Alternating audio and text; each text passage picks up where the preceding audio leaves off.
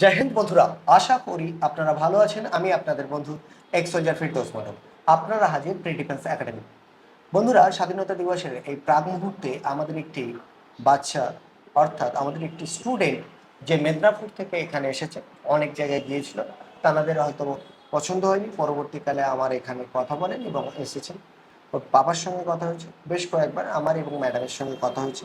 স্টুডেন্টটি অনেক ভালো, মানে ভালো শুধু নয়, অনেক ভালো। মানে এইরকম স্টুডেন্ট পাওয়াটা আমাদেরই ভাগ্যের ব্যাপার। খুব আনন্দের সঙ্গে বলছি, আবারও বলছি, এই বাচ্চা যদি ইন্ডিয়ান আর্মি যেতে চায়, এসএসসি জিডি যেতে চায়, বা বেঙ্গল পুলিশ, ক্যালকাটা পুলিশ বা আফগানি পুলিশে যেতে চায়, এর মতো বাচ্চাকে যদি না সাকসেস করাতে পারি, সেক্ষেত্রে আমাদের মতো এই ধরনের কোনো একাডেমি করা কারোর উচিতই নয়। কেননা ভালো স্টুডেন্ট।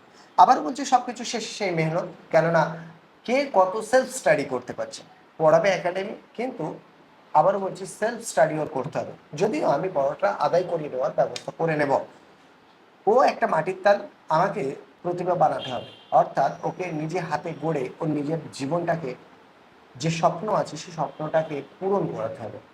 আমরা পথ দেখানোর জন্য ওকে গাইড করব, আর ও সেই রাস্তায় আমাদের কথা মতো এগিয়ে যাবে। যদি যেতে পারে, আগামী মাত্র 6 থেকে 8 মাসের মধ্যে আশাবাদী ও তৈরি হয়ে যাবে। যদিও কোর্সটি 2 বছরের জন্য, অর্থাৎ দুটি এসএসসি জিডি, দুটি বেঙ্গল পুলিশের জন্য ও ভর্তি হচ্ছে।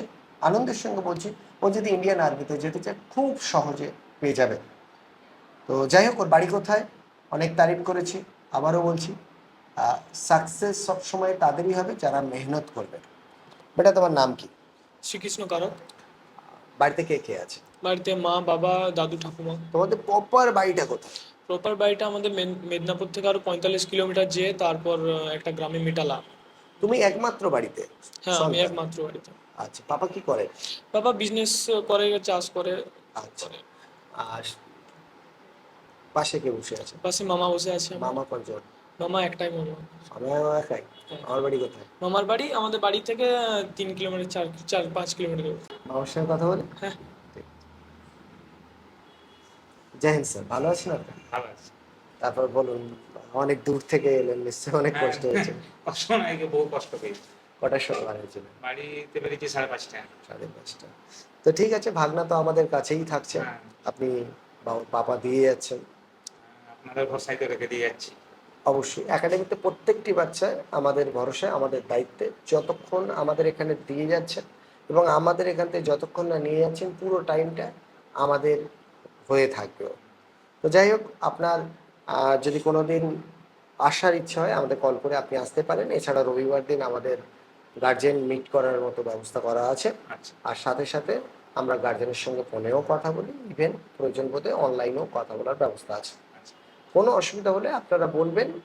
বাচ্চার যদি কোনো অসুবিধা হয়, ফার্স্ট আমাকে বলবেন, তারপরে যদি সেটা কোনো রকম সমস্যা হয় আপনাদের বলতে, বা আপনারাও বলতে পারেন। হ্যাঁ। ঠিক আছে। আবারও বলছি, বাচ্চা এখানে খেতে আসছেন, এখানে থাকতে আসেন, এখানে একটাই জিনিসের জন্য হ্যাঁ। এসছে, সেটা সাকসেস বা Success সফলতার হওয়া জন্য। তো সেটা কিন্তু হবে শুধুমাত্র ওর পরিশ্রম, আর আমরা যদি সঠিক গাইড করতে পারি। তো ভালো থাকবেন। যারা আপনার ভাগ্নের মতো আসতে চায়, তাদের কি বলতে চাই? আসুক। আমার ছেলে মেয়েই আসবে, আবার সামনের বছরে মাধ্যমিক দিয়েছে একজন, আবার একজন দিবে। আমার ছেলেও ভাগনা সম্মানিত হয়। আচ্ছা। একটু তবু বুদ্ধি কম ভাগনার থেকে। মেয়েটার বুদ্ধি মানে মোটামুটি ও আছে। চাকরি পেয়ে গেলে, ওই চাকরি, ওটার ও জন্য যদি চাকরি পেয়ে যায়, হ্যাঁ, ওর ভাইয়েরা কনফিডেন্স আসবে যে হ্যাঁ, আমার দাদা পেয়েছে মানে আমি পাবো। আমি পাবোই। এটাই নিয়ম। ওই বয়সটা হয়নি, নাহলে একসঙ্গে দু ভাইকে পারি তো।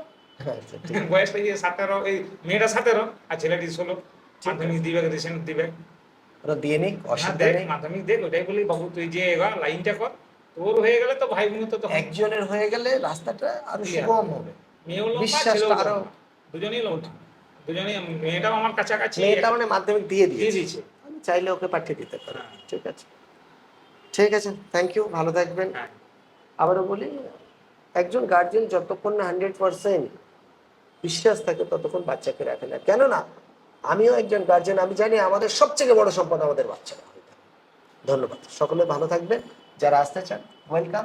আর আমি আর একটা জিনিস বলি, স্পেশাল চ্যালেঞ্জ করছে, আমি আর বেশি স্টুডেন্ট নিতে পারবো না, কারণ আমার সিট অলরেডি কমপ্লিটের পথে। ভালো থাকবেন। জয় হিন্দ, জয় ভারত।